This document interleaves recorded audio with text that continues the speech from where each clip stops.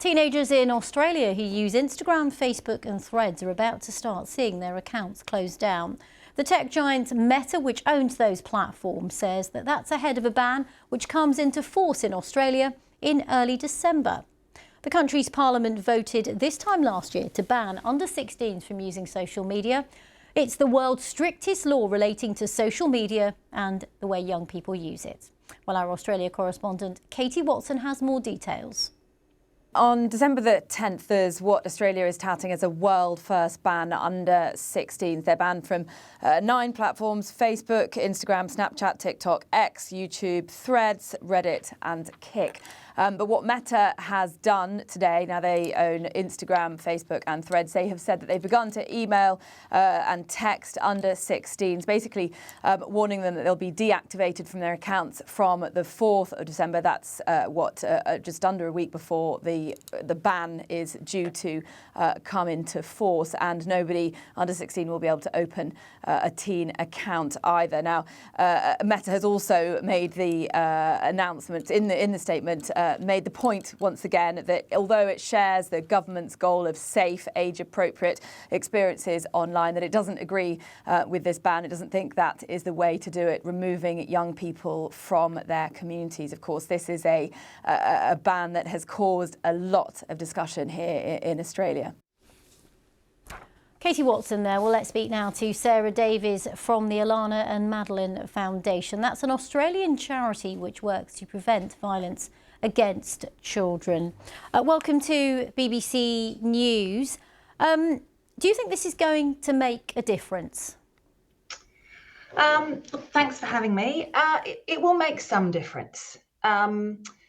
I must admit, just listening to Katie then, I do feel there's a little bit of irony in some of Meta's comments about how they share the government's desire to make sure children have safe experiences online.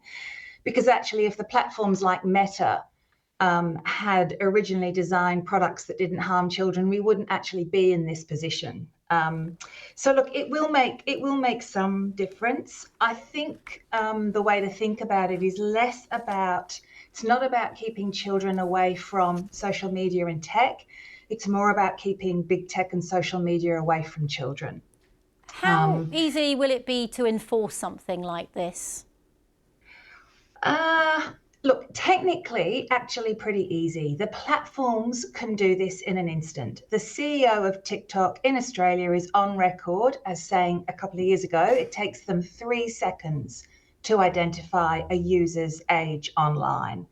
So like the technology is there to do it. There are questions around how you do it though, because if you use, say, visual and video age verification, there are questions then around more perhaps privacy violations about biodata and visual data.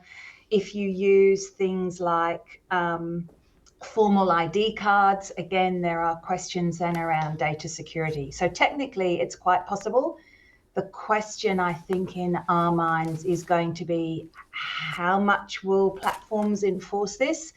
And how ingenious will young people be about getting around it? And how can parents support children and young people to be as safe and strong as possible online?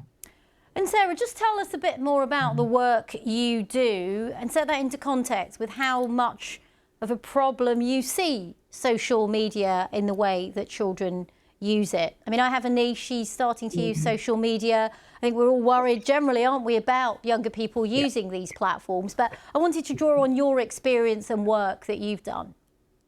So look, I'd like us to talk a bit more broadly about social media. One of our great frustrations is all the conversation so far has been about social media, but actually we should be having these same conversations about all tech. So chat apps, games, edtech, medtech, wearables, and in particular AI and agentive AI. This is not a social media issue. This is a digital platform and tech issue about children and young people online. And we think broadly about kind of 5 categories of risk for children and young people. There's a category of content, so harmful content, inappropriate content, and we all know the explosion in young children and people accessing porn. Okay. We think, sorry, We think about contact, so predatory contact, unknown people. We think about conduct, so when people are nudged into behaviour that's not good for them or other people. We think about compulsion, which is this sort of scrolling and dopamine hits, and Okay. also control. Okay, Sarah Davies, thank you very much for sharing your thoughts on what's a very important change in the law in Australia.